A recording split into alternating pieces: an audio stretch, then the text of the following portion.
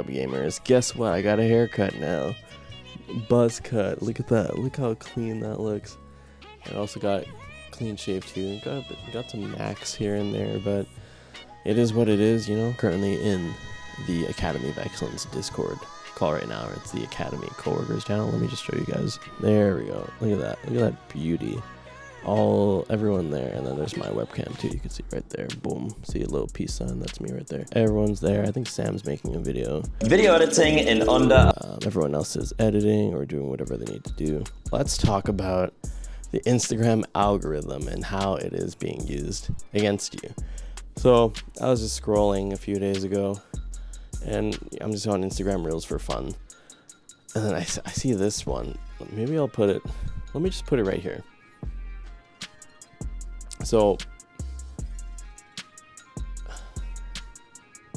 that's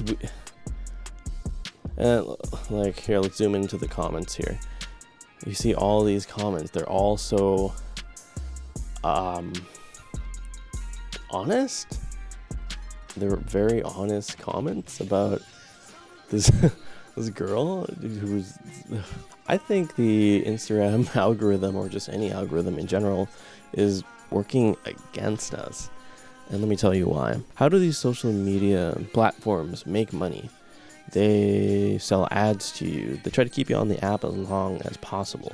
They're going to give you content that you're going to keep watching, that you're going to keep doom scrolling to. Well, not doom scrolling, but whatever you do with your time. If you're sitting on a toilet, you're doing a little quick scan, trying to find the latest memes or trying to find the next baddie. The point is, it's trying to keep you on the platform. It's just a matter of where you stand in your time management, because sometimes I spend a little bit too much time on Instagram. Maybe for you, you only do 10 minutes maximum. This goes for other algorithms. This goes for X. This goes for Snapchat. Does anyone still use Snapchat anymore?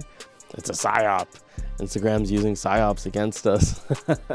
What I've been doing to control my time management a bit away from the social medias is to allocate time to check messages, because sometimes I have some friends who only use Instagram to chat, so I'll check it once in a while. If I ever have to do research for whatever is trending, I'll do that. I'll try to keep that to a minimum, take some notes. Otherwise, if you have nothing better to do than go on Instagram or TikTok and go through some reels, I'd say take a pause and just think about what you're actually doing. If you're doing it just to distract yourself, sure, I get it, but there are better things you can do.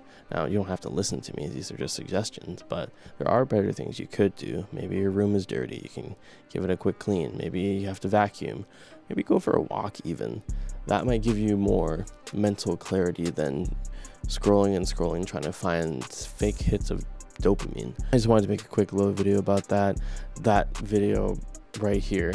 I just saw it and I'm like, man, this is wild. This is basically softcore prawn at this point. Be careful. Don't get too stuck on these apps.